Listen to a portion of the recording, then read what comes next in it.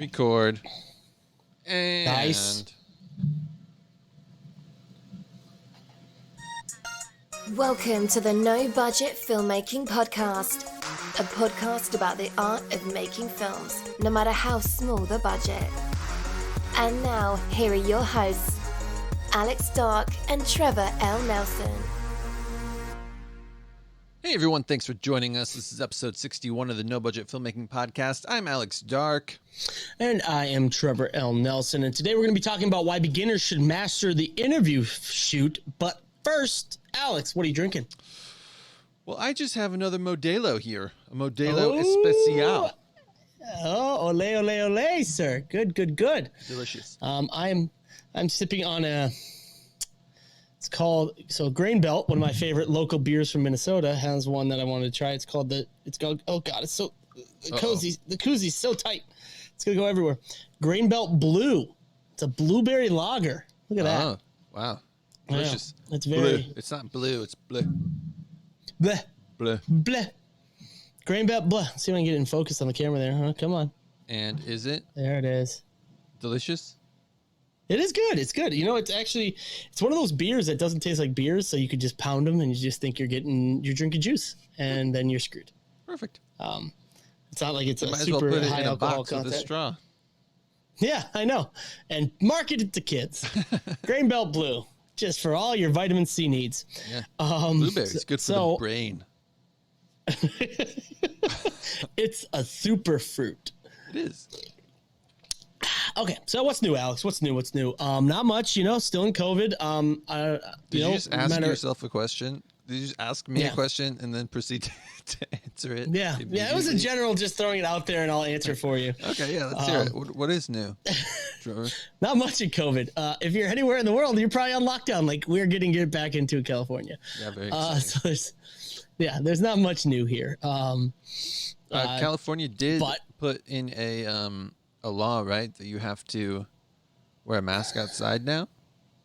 I don't know when that goes into effect, but I think it's going to come. And I think on Friday, LA County at least is 10 p.m. to 6 a.m. curfew for some businesses. Like you can't. Yeah, I saw that.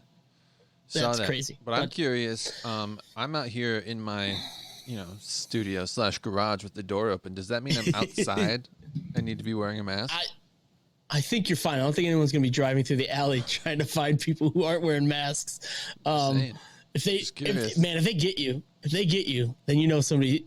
Somebody called the popos on me. Mm-hmm. Yeah, somebody may have called you in. I don't know. Somebody who says, you know what, having a business partner is great, but I want to do this all by myself and have more work. Yeah. Yeah. What else? Sounds like me. Trevor, Everyone knows. Since you're so excited to tell everyone. Not that we did get some new lights though. We did. We're still hitting the auction trails. We may re-ramping that up a little bit more in the near future, but we got some new lights. Some to sell, some to keepsies. All the same. They're pretty nice. PRG OHM. They're nice. They're like LED space lights. They are, and they look. Without the space light skirts, they look like a maxi brute type of thing. Yeah, it's kind of cool. Or a Fey. Yeah. They're really cool. Alex turned one on. Looks great. Nice and bright. They're bright and LED, so you can plug it into a wall outlet. And we're pretty stoked about them. We're going to hopefully get 500 watts, and they're supposed to replace a 5K tungsten space light. How insane is that? Pretty cool. And we may or may not have gotten 20 of them. 20 of them. Yay! You can't beat that price, though.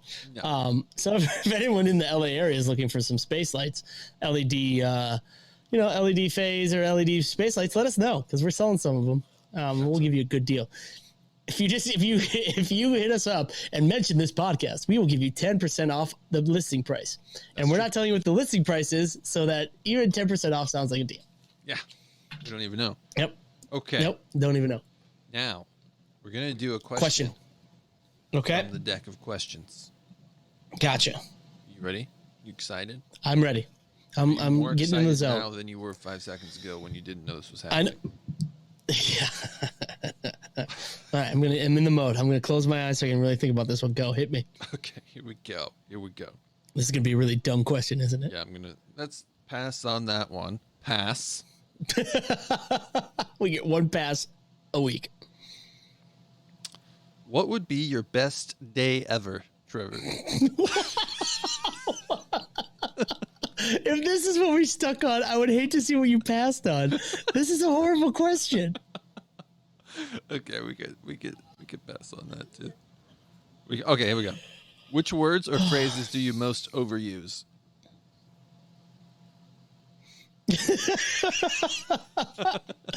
I think most people would accuse me of overusing the English language, i.e., I talk too much. No, So I all don't of think them. they accuse you of that. It's more of a volume issue. Oh my God, that is true. A lot of people say I'm loud. A lot of people. My son's first words will probably be loud. Ouchie ear pain. Yeah, exactly. Loud, Papa. Okay, excellent. You're no longer my son. I think I do a lot of you knows, like to end a sentence. The whole like, oh my God, that's so cool, you know. Yeah, I think I do that a little bit too much for my own good and for everyone like else. your LA version of "Don't You Know." Don't you know? Yeah. It's like your cool hip LA version. Don't you know? Which is crazy. I never had any of the Minnesota catchphrases or the Minnesota accent. My wife on a certain couple words has a Minnesota accent, especially when she says Minnesota. But yeah, But you don't do the what's the Midwestern thing when you like accidentally bump into something? Whoop. Yeah, you don't do that. Every once in a while I catch myself doing that. I tend to just go ah. The joke is that even like Minnesota hockey players, when they check someone, they're like, "Hoop!" Here he comes around the corner, skating fast, and hoop, got him. Hoop. No, I don't do that. But I would say, you know, is a lot. I'm looking for confirmation throughout my life that people agree with me or think I'm smart. So that's probably for me. How about you? It's a good one. I probably tend to overuse nice. You know, when people tell me something, I'm like nice. Yeah. Mostly because I don't really care. So. So you're being the opposite of nice. Yeah, it's like I don't know Just how to kinda buzzing them respond to off. this and pretend to be interested, so I'm just gonna say nice. Nice. I'll keep that in mind next time I get something on Hangouts that is like nice. I'm like, okay, Nice. Alex doesn't care about this. Awesome. It's like, dude, you will not believe what my son just did now. It's like nice. I'm like, yep, you don't care. Nice. Good. Nice. On Hangouts, I think we both tend to use okay a lot. The double okay. The double okay, yeah, we do that. We do that frequently. Yep. Yeah. Okay. Okay. Yeah. Sure. All right. Good question, Alex. Good question. That was it. We did it. Yeah, that was nice a one. barn burner right there. Wow. Yeah, nice. That was nice. I mean, I think we did good, you know? Yeah. I'm glad we could at least entertain ourselves, even if the 5 listeners of our podcast aren't entertained, like Funbot. I know. Whatever, Funbot. You know what? If Funbot's listening at this point, then it's on Funbot, because Funbot knows what he's getting, he or she's getting, and that like it's on you to turn this off if you don't like what you're hearing. I know. I hope he or she is still a listener, because it's like, oh, he's just addicted, or maybe it's just like he can't figure out how to stop it from downloading. So it just plays. I just hope that for him. Like every time he gets into his car, it just connects and it's playing the newest episode of No Budget Filmmaking, and they're like, "Ah, damn it! Why? Ah, next." Such a waste That'd be of time. That'd be the worst, like bug in any system, is to listen to our asses talking for an hour without wanting to. Be so good. So, what are we talking about today again? Now that we're mentioning it, Wait, we have a podcast. So yeah, we're talking about mastering the interview shoot and how it can kind of be a really good tool for beginners to like not only break into the industry, but also learn and get some hands-on training for features. It's a lot of people, a lot of the jobs you could get as a freelancer right out of college, or even when you're in college, is interview. interview style stuff for local videos, commercials, promos, corporate. We'll get into that, all the avenues you can go into. But a lot of the times it's, it's the old sit down talkies. And if you can master those and get those nailed, just nail them, you will definitely have a leg up as you get into the feature and the narrative side of things. And you may say, why? There's nothing similar between narrative and interview. Au contraire, my friends or enemies. There is a lot of the techniques you use in the interview, you can use for narrative. That's true. So, but before we get into all that good stuff, let's just talk about why we think it's a good way to break in. Yeah. Don't you know? Don't you know? Yeah. I mean, in my end, I think it's a lot of people look at them as easy to do. And so you don't need a lot of experience to apply for a shoot that is, to bid for a shoot that's it's an interview, because especially if you're starting out, you could totally do it with, you honestly only need one camera, minimal lights, and it's so you could bid yourself a lot lower than these professionals. Yeah, totally. And I think it's kind of easy to break in because there's just so much need for it.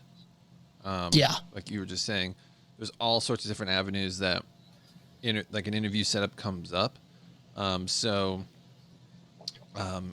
Like learning kind of a handful of techniques can be used over and over and over again on multiple different types of projects, but you're still kind of doing the same thing. It's still kind of an interview or like a talking head type of setup.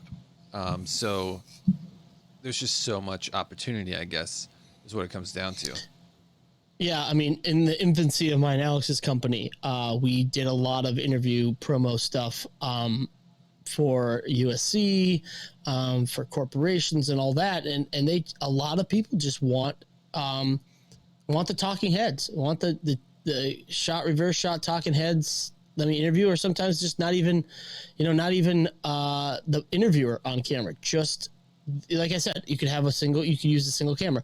Some people don't even want the interviewer. They just want the person who's being interviewed on camera, well lit, and it's a day shoot, and you can kind of get away with not knowing exactly how to set it up with lighting wise and camera wise, and it'll be fine. And you can gain a lot of experience and then just keep repeating and learning. Yeah. And nowadays, something that's kind of a product of COVID that I'm noticing is there is becoming kind of an industry of like helping people set up or shooting their Zooms, which is essentially another form of like a talking head interview setup, right? Yeah. Mm-hmm. So that I've noticed a lot of people on social media posting about that, like different opportunities for that, setting up Zoom meetings and stuff like that for different corporations or individuals. So it's just kind of like something that never really goes out of style, which is nice. And easy to gain experience with, because unlike narrative, you don't have to really to build up a reel. You could even just like set up an interview with like your mom or like your friends or whatever, teacher at school, or your boss, like offer to do a video for your boss in the company or whatever. It's like, it's pretty easy to kind of like get some experience under your belt without having to spend a ton of money or like hire a lot of people or put a lot of effort and resources into it, like you would have to if you wanted to shoot a short or something like that.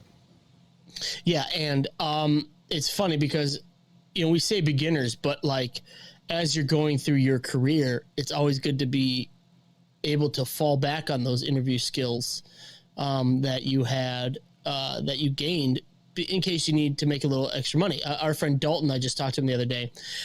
He was a documentarian. He would travel the world for travel shows and stuff like that, being a videographer and a DP.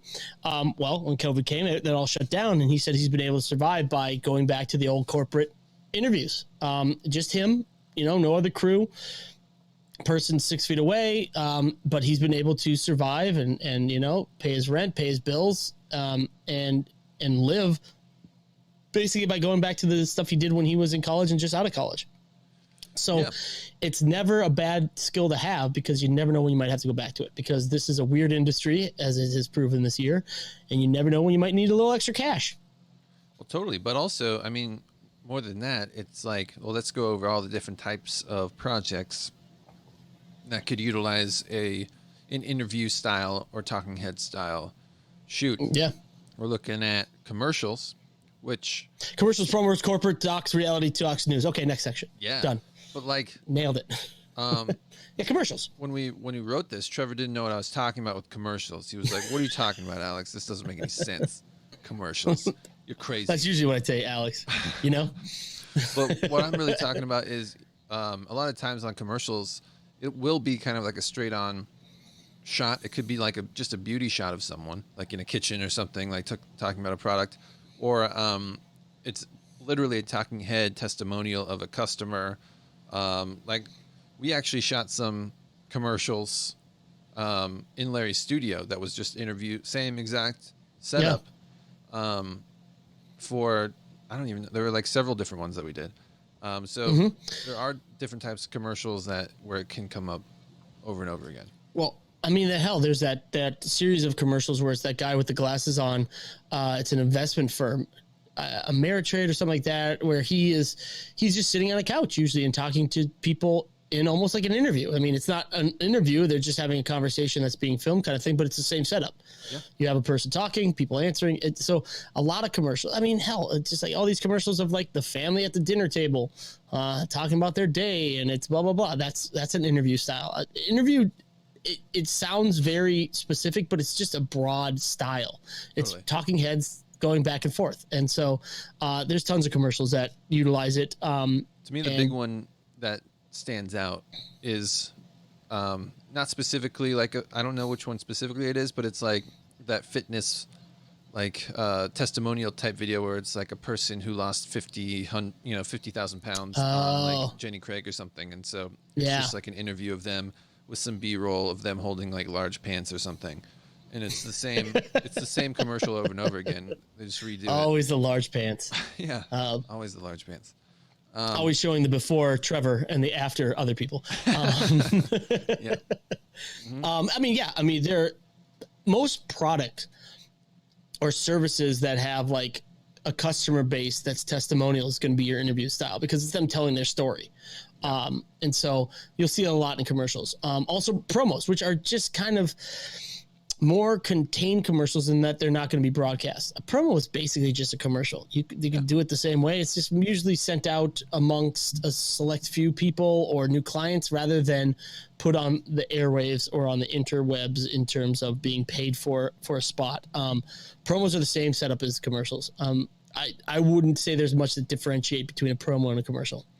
No, but there is like an aspect of promos, like a slightly different offshoot of promos, where you can get hired with a network or something to create and shoot, edit promos for shows, right? So like, true, yeah. If you worked for ABC or whatever, you could be like in charge of doing promos specifically for all the different shows. So you'd like grab an actor and do like a little blurb with them, like a tease or like a little straight to camera thing telling you to watch the thing coming up or whatever.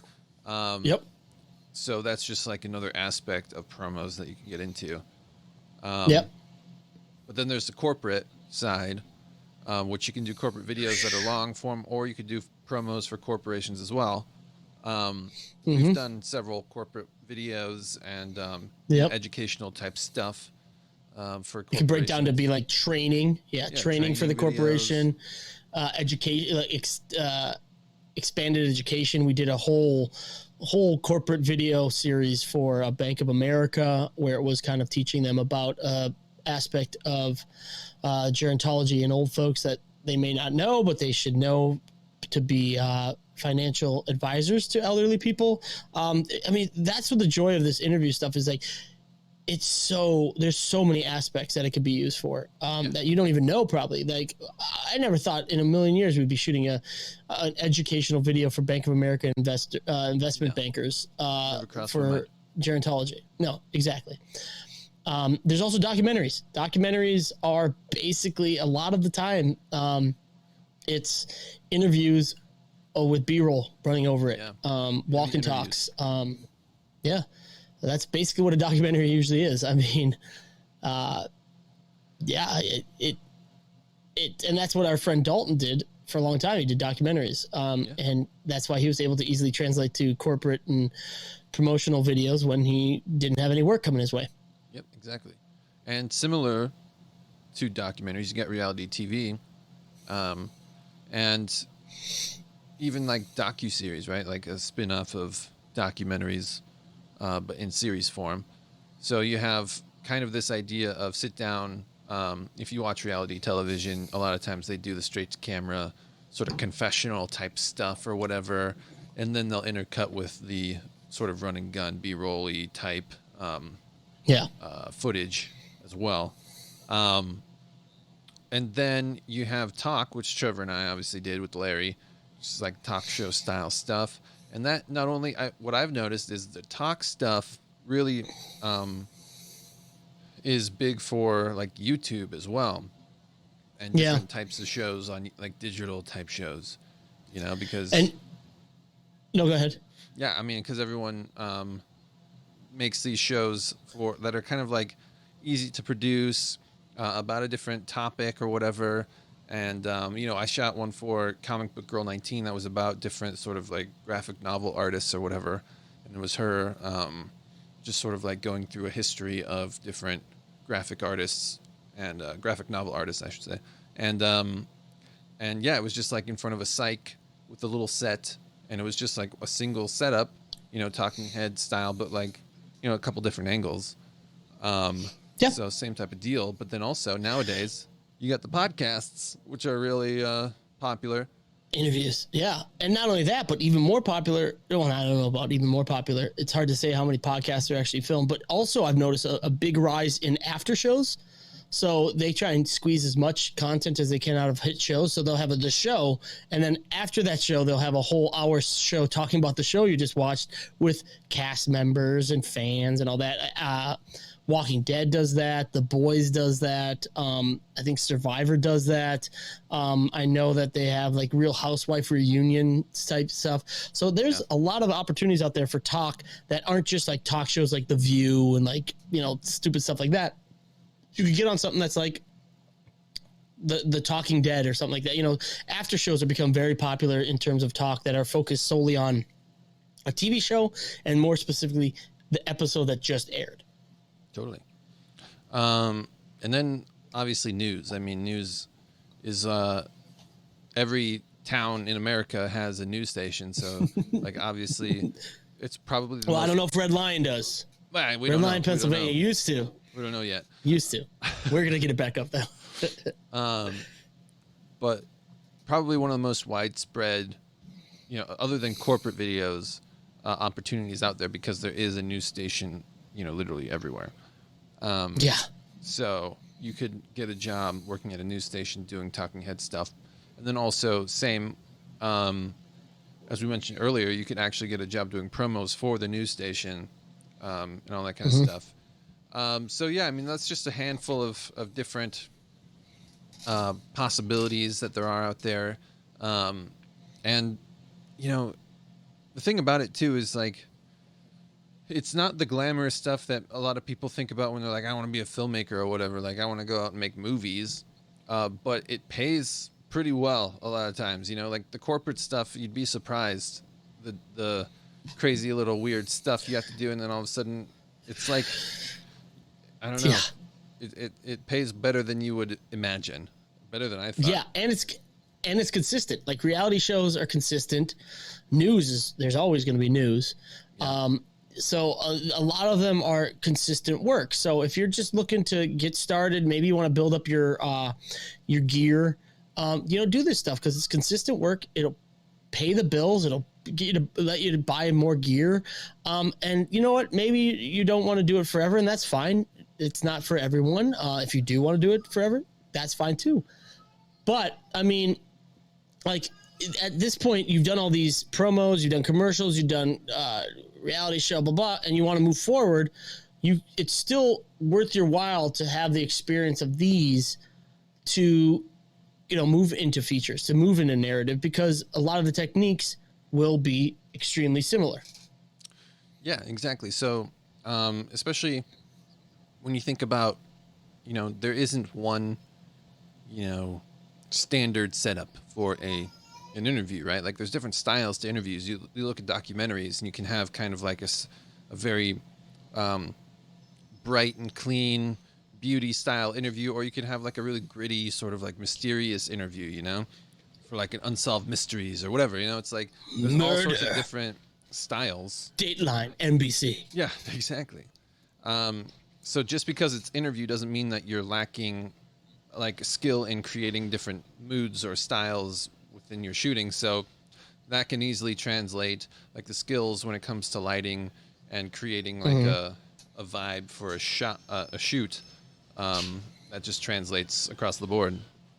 Yeah. And I mean, it's also like a lot of times when you are doing an interview style shoot, you're going to be forced into locations that suck. It's wherever they can get the space. It's in the kitchen of a hotel. It's like you're just forced to do it wherever because it's going to take a long time. You can't get in the way of other people doing their thing. Maybe sometimes you'll have the joy of, doing in a studio. Like Larry, we did our interviews in a studio. But like these corporate gigs, you're going to be maybe doing it at the offices of the corporation. And you're forced to do it in a corner where everyone's walking by and it's like there's no windows and all it is a blank wall. So it teaches you very early on about turning crappy locations into nice looking backgrounds, because what else are you going to do? I mean, you're not going to roll up with all your gear plus a ton of background art department stuff. Alex has a nice background there, but that took him a while. This obviously behind me didn't take me time at all because it looks like shit. But yeah, I mean, it's a very underutilized skill, not underutilized, but underappreciated skill that you are forced to work with a lot less than you would want to when you're doing interviews, because they're kind of cast-offs. And so you're able to do something like make a really shitty corner of an office look a lot better with lighting and maybe moving some plants around. But you're able to do a little art design and art department stuff, and that helps when you're going to narrative and you have a location that is the only one that works within your budget, and you got to make it look pretty. Yeah, and similarly, it kind of like forces you to find the good angles of a space, because not every angle is going to look good no matter what. And sometimes, you're kind of like dealt a specific hand. And I know there's been plenty of shoots that aren't interviews that I've been asked to do where there hasn't been really any prep. They don't have the budget for like a prep day. Or I just haven't had the opportunity. Like they wouldn't give me a day, like a location scout day. So I'm just showing up with like a couple pictures that they've sent me. And I'm supposed to light something like really quickly so that we don't like get behind. And so that means you have to like show up and figure out what to do, like, and execute it usually within an hour, because what happens is you get called to set, and then on the schedule, like an hour after you get there, you're supposed to be shooting. So you have to be able to show up, figure out what to do and how to make it look good, and then execute it within like an hour. And so all that stuff, I mean, like with Larry, we didn't just shoot in the studio. We did have to go out and shoot at random places, in hotel rooms that were just like hideous, and with like the beige backgrounds that it's just all like gross, like hotel furniture and stuff like that. Or in Larry's kitchen, we had to do like a couple cooking segments in Larry's kitchen, which is, you know, a nice kitchen, but it's not meant to be, you know, filmed in. Yeah. Or Larry's living room. We have to move stuff around all the time.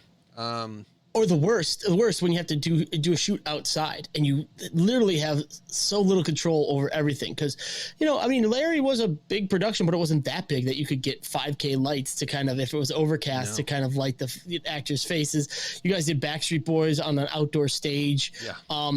You know, it's a lot of people are like, oh, outside natural lighting, sweet. No, it's not the easiest thing in the world. And you have to work with what you can. When it comes to that kind of stuff, it's the worst because you show up at, let's just say, 9 o'clock.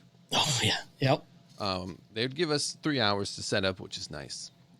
Very nice of them. But you would have it set up. And then so you're like, by noon, you're ready to go.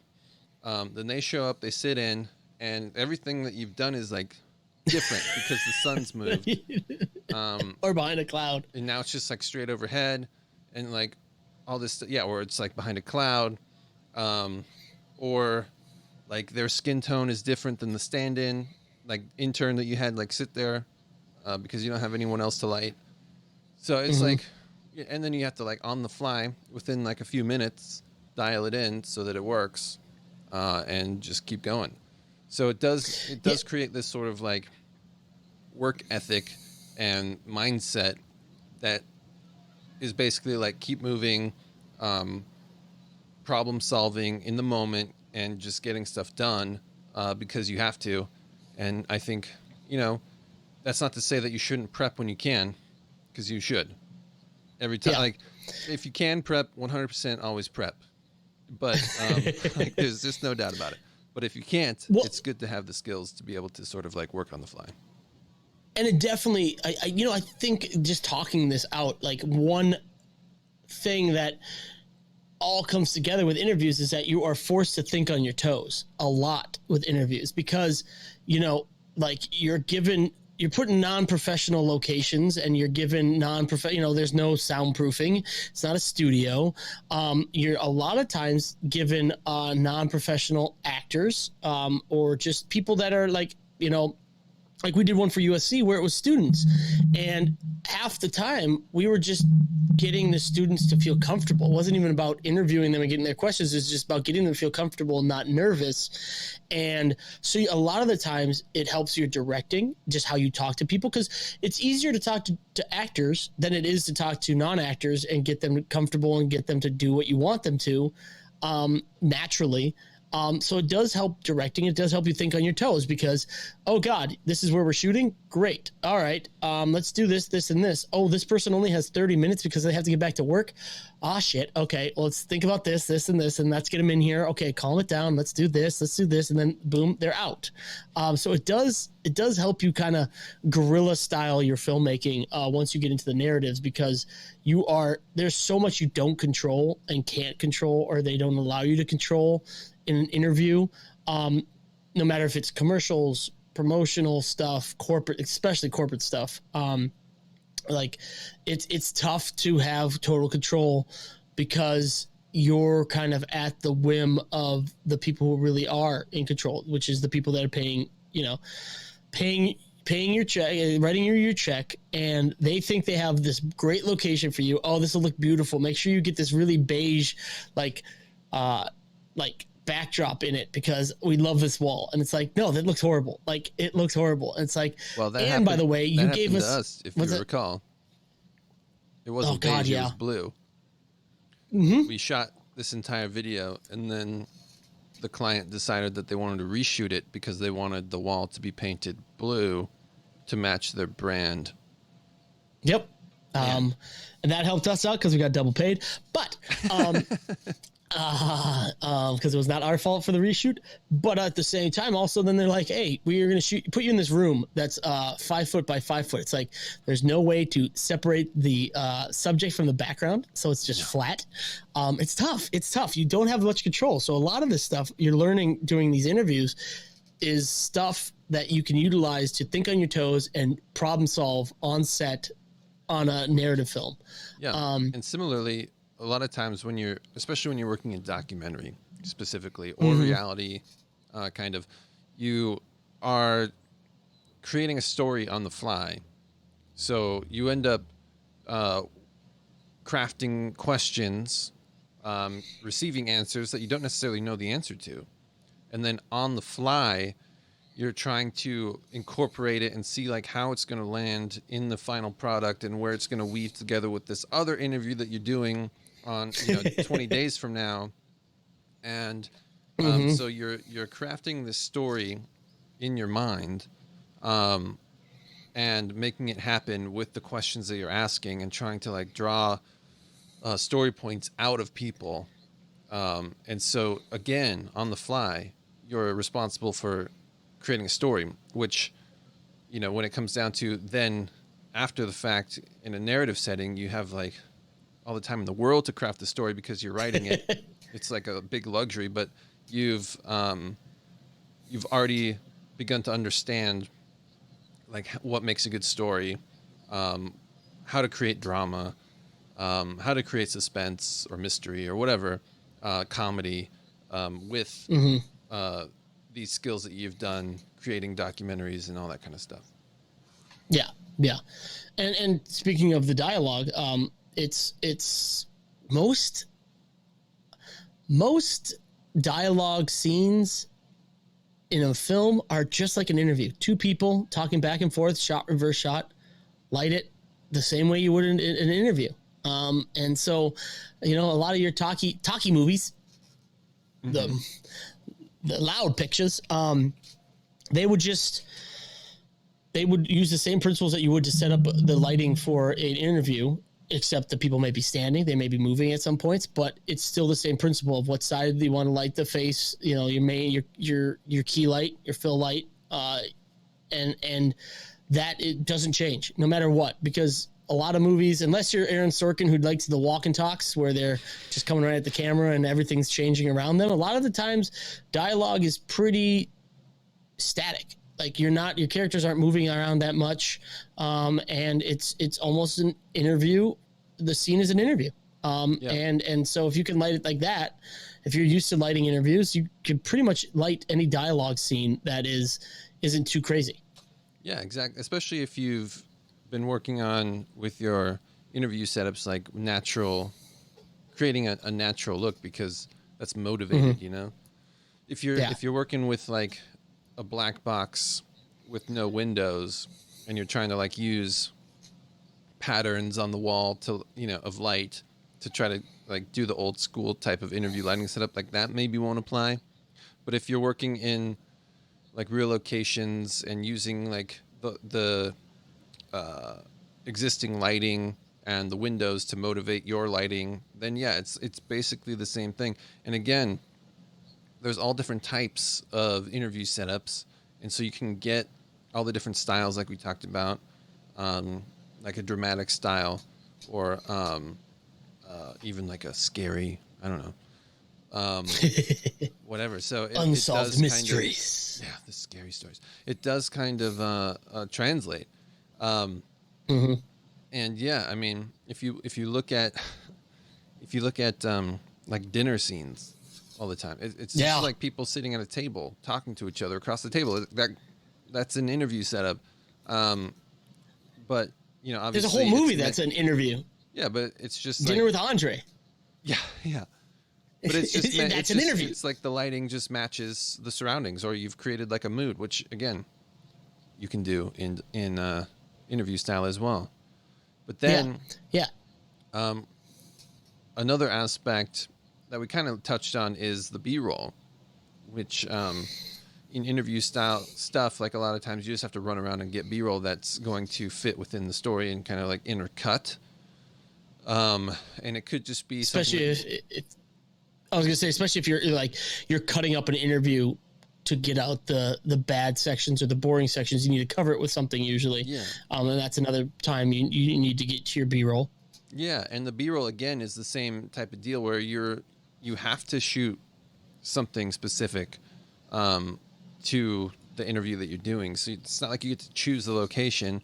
It's like based on some type of reality most of the time. So you have to learn how to frame things and make things look interesting, or how to quickly just use like one light with a battery to light something so that you can see it and it looks nice, just for an insert shot or whatever. And all those skills, again, like translate because, you know, you'll inevitably come upon a shot in your narrative project where you're like, oh, this just doesn't look good. You know, it's like, I don't know, there's something not right about this. And so then you have to kind of like go back to those skills of being able to like pick out the right angles or like, adjust the lighting slightly to make it look right, for whatever you're doing. Yeah, we did this promotional video for a school at USC, and it was, I mean, there were these room tours, and it was these students talking about these rooms because it was for occupational therapy, and they have some very unique rooms. Like one is like a makeshift living room, so people can figure out how after like a stroke or something they can walk around their living room and stuff like that. And you think like, you know, you need to get B-roll because you can't just have a kid talking about a room without showing the room. So you knew you had to get B-roll, but we had a gimbal and all that, and so we tried to make that B-roll look as sweet as possible. You know, it was moving through objects, around objects, up, down, you know, whip pans and all that, and it was like, if you're going to do B-roll, if you need to do B-roll, make it cinematic, make it interesting. And then when you move on to a narrative, get those same kind of shots, use that compositing experience, compositing your frame, and utilize what you did for the interview. Oh God. Yeah. I'm thinking about, I'm looking at the GFX already. Compose. There we go. God, this beer the blueberries going in my head. Because you've had 30 already today. Yeah, but learn about the framing. You know, I think me and Alex took every opportunity we could when we had to do B-roll to make it look at least interesting, not just static shots of like this is a knife. It was like, you know, we had the Osmo at the time. We don't have it anymore because it kind of sucked. But the one thing that was good for it was movement. It was very steady, and we used that thing a lot on those kind of videos because it was we were able to put together shots that I thought looked really cool and were interesting while people were talking about a dentistry chair for kids. So we were able to, you know, nice little follow down, pan, tilt up, look at the ceiling, all in one continuous shot and all that. It turned out good. I was happy with it, and we utilized that for other narrative things we did in the future. Yeah, and then we've got the editing. Oh yes, the beauty of editing. So I mean, let's be honest. Not all of the stuff that we've done has been just interesting straight out of the camera, you know, like we're talking about like dentistry chairs for kids and stuff. It's like you got to do some editing. Oh God, to make some things like work, and like you said, editing the B-roll over parts that are not good, or like, I mean, you were talking about earlier how you know, working with people that are nervous or like don't know how to act in front of the camera. Or how to just, you know, be natural in front of the camera. And there are instances where it's just like you can't get around it, and you don't have the time to really coach people all day, because a lot of times, you know, in these scenarios, we've had pretty tight schedules of interviews back to back. So there's only a small window of time with each person. So it's not like we can sit there and try to like really coax out the best stuff from each person. So there have been a couple instances where people are just too nervous or you know, can't quite get out of their own head, so you have to use the editing to make it, you know, watchable basically sometimes. A lot of a lot of pauses, a lot of wait, can I restart that, can I redo that one? But the first part that they said was really good, and so you want to keep that. And also, like Alex had said earlier about when you're interviewing the people, pulling out stories. Also, when you're doing an interview, now this isn't to say you edit the content to make it something that's not true, but it's story editing in terms of like, you know, you say you have a 30-minute, like we did this other video for OT where it's talking about kids and their financial situations going to USC, and each person talked for 45 minutes, but the videos needed to be 5 to 10 minutes each. So you really learn quickly how to take out the fluff, take out the stuff that's not interesting, and edit together a cohesive story that has a beginning, middle, and end, even though they didn't mean it for that because you were asking questions throughout. And like the way we did it is you don't hear the interviewer's questions. So some people will repeat the question, some people won't, and you have to weave that in so that sounds like one coherent talking point or just a conversation that doesn't stop, and get the stuff out that you don't need, keep the stuff that you do, keep the stuff that's interesting. And you can utilize that. So when you write your screenplays, you're not putting in stuff that doesn't need to be there. You know what is important, what needs to be said, and you don't have, which is why some people's scripts are 130 pages long on the first draft, because they put in things that aren't necessary. They don't get right to the point in their dialogue when they have to. And so by taking an interview and having to cut it down and kind of edit the story to make it coherent and interesting, it will definitely help when you're writing to make everything a little tighter, make it a little more manageable in terms of not being too wordy, unless you want it to be wordy, which works for Kevin Smith. But for most people, less words, show it instead of say it. There we go. I'm sure there's 100 more reasons why doing interview type shoots to start off with is great. I think overall, the best reasons for a beginning filmmaker especially is it gives you an opportunity to learn the basics. You're only dealing with a single person in a lot of times in like a static position. So it's kind of like the most, I don't know, like the simplest form of a lot of things like lighting, audio, camera work, editing. And so it's really great to learn sort of like the basic principles of all those things. I know that for me and also Trevor, like we're not audio people, but we've had to do audio on a lot of interview type stuff. And it's given us sort of like the knowledge and skills and background to, you know, do an okay job in other sound areas. You know, okay, being the, it's like we're not going to be hired to be professional sound people by any means, but if we had to like put a lav on someone, we could do it, you know?